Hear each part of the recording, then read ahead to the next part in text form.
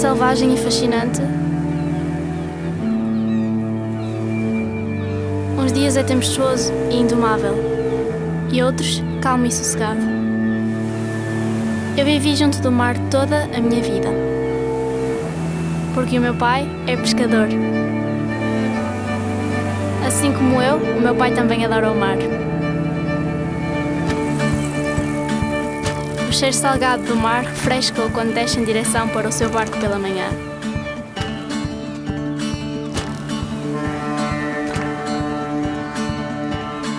Eu tento imaginar como seria trabalhar em alto mar, no meio da imensidão azul. Trabalhar com a natureza, dependente das condições meteorológicas. Como para a maioria dos pescadores, o meu pai aprendeu este ofício com o seu pai, o meu avô. É um modo de vida transmitido de geração em geração, como o amor pelo mar. Consigo ouvir o motor a trabalhar. As cordas estão a afrouxar.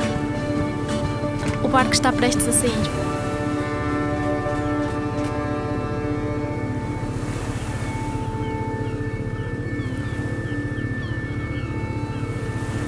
E à medida que lhe desejo adeus, penso no quão difícil é a tarefa do meu pai e da sua tripulação. Encontrar pescado na imensidão do oceano antes de regressar a casa.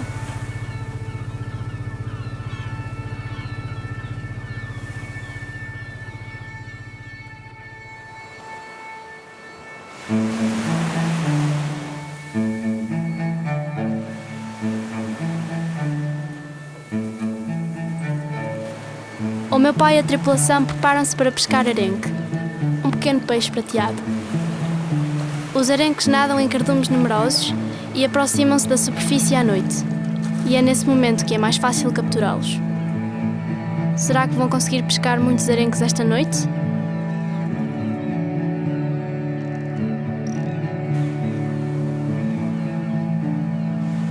Embora os arenques possam agrupar-se em grandes números, a pescaria do meu pai cobre uma área ainda maior. Mas então, o que é uma pescaria? Uma pescaria é uma área onde os peixes são capturados para fins comerciais. Pode ser uma área definida no mar ou um conjunto de barcos de pesca que estão organizados por vários países ou pescadores. Muitas vezes há pescarias diferentes para cada espécie de peixe ou marisco. O barco do meu pai, por exemplo, faz parte da pescaria de arenque. O meu pai explicou-me que para tentar encontrar a espécie de peixe que eles precisam é quase como procurar uma agulha num palheiro. Em comparação com o mar, o barco deles é um ponto minúsculo no oceano. É por isso que o capitão do barco deve ter muita experiência e usar a tecnologia para encontrar o peixe que quer. Estar na ponte de comando do barco do meu pai é como estar numa nave espacial. Todos estes ecrãs dão-lhe toda a informação que precisa para pescar, como a previsão do tempo ou a zona onde estão os cardumes de peixe.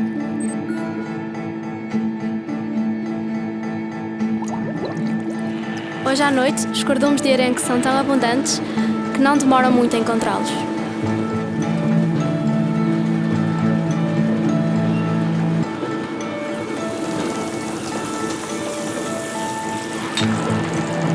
A pesca é uma das profissões mais antigas do mundo. É um modo de vida muito emocionante, mas também muito arriscado. Além da sensação de liberdade e o contacto com a natureza, existe também o risco de os pescadores se perderem no mar ou terem acidentes.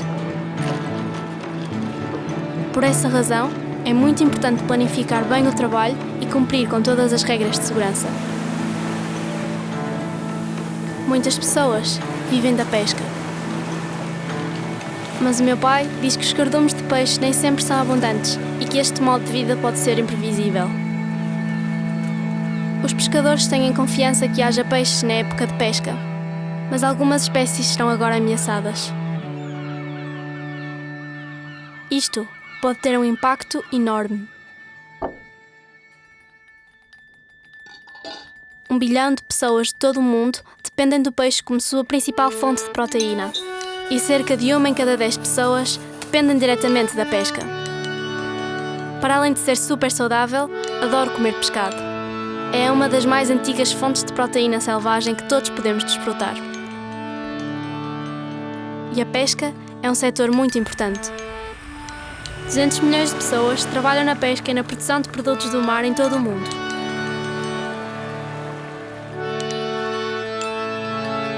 O peixe é o alimento mais comercializado do mundo, acima do chá, do café, das bananas e do açúcar.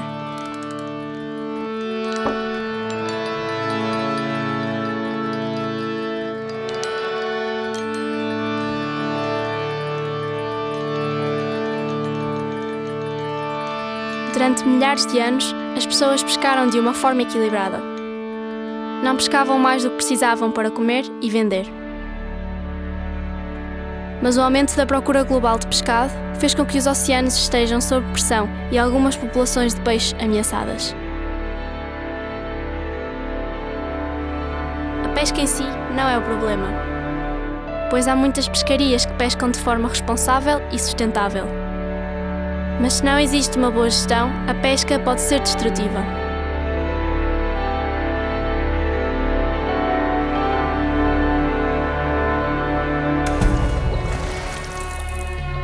Quando uma determinada espécie é pescada excessivamente, os peixes não se podem reproduzir adequadamente e a sua população começa a diminuir.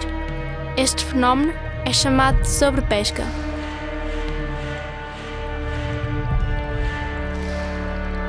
Atualmente, quase um terço dos recursos pesqueiros globais estão sobreexplorados.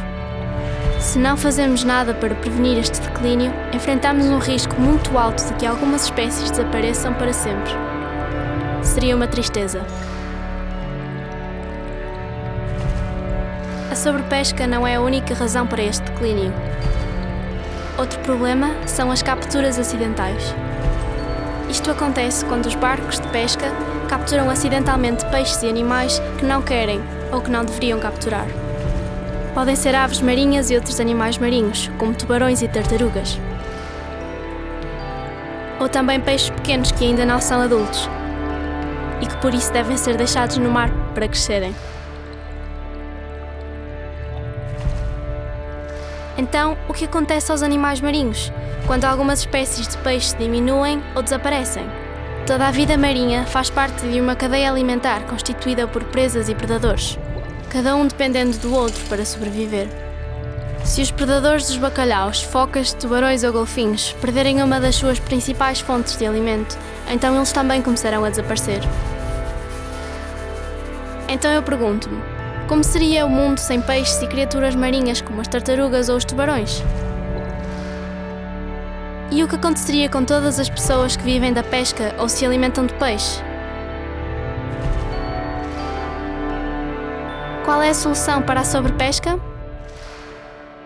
Eu sei que na pescaria do meu pai não há sobrepesca e que eles cuidam do ecossistema. O meu pai diz que pescam de uma forma sustentável. Mas o que significa isso?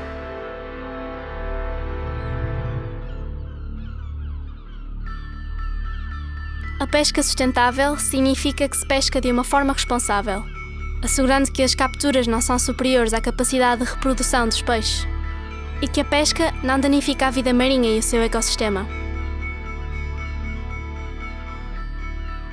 E como é praticada uma pesca sustentável?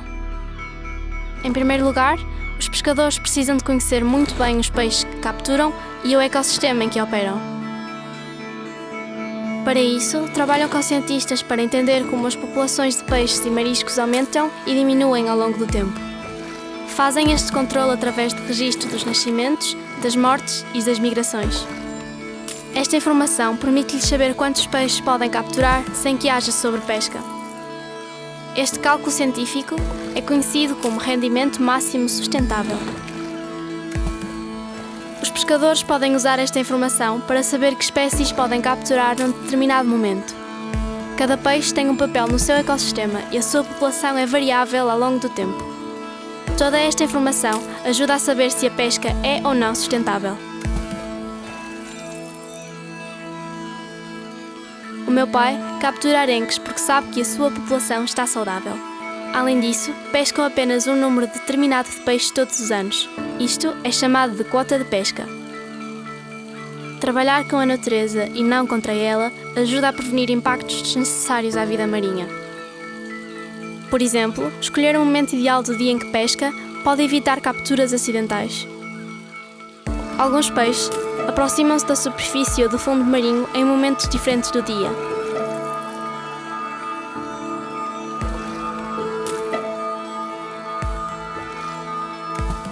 Ao conhecer as suas rotinas, o meu pai sabe quando e onde vai encontrar apenas o peixe que quer.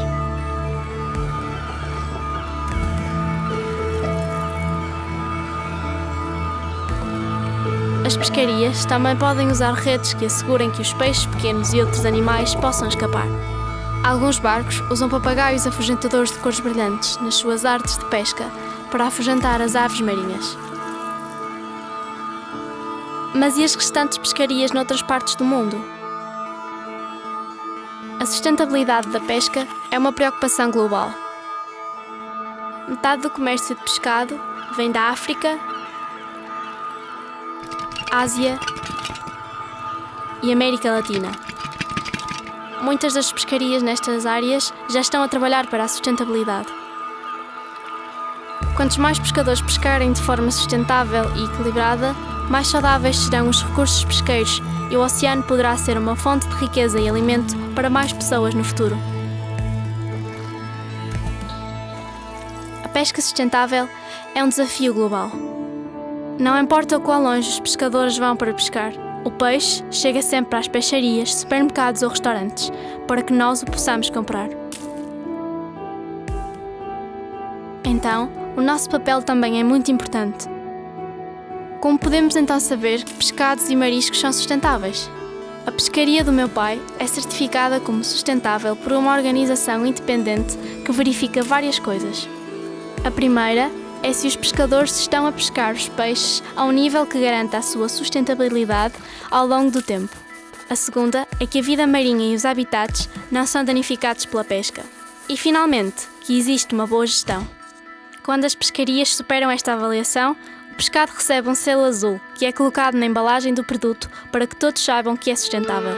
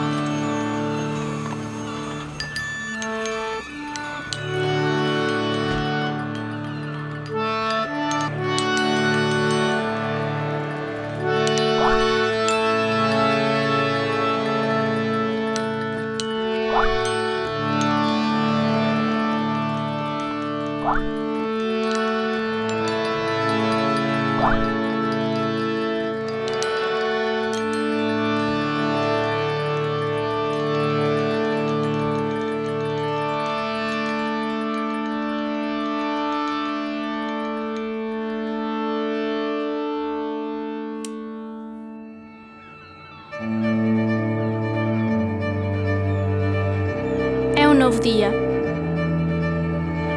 A tripulação está a preparar-se e o mar espera-os. O meu pai é um pescador, como muitos outros no nosso mundo. Porque ele pesca de forma sustentável, ele sabe que terá peixe para pescar. Dia após dia. Ano após ano. E geração após geração.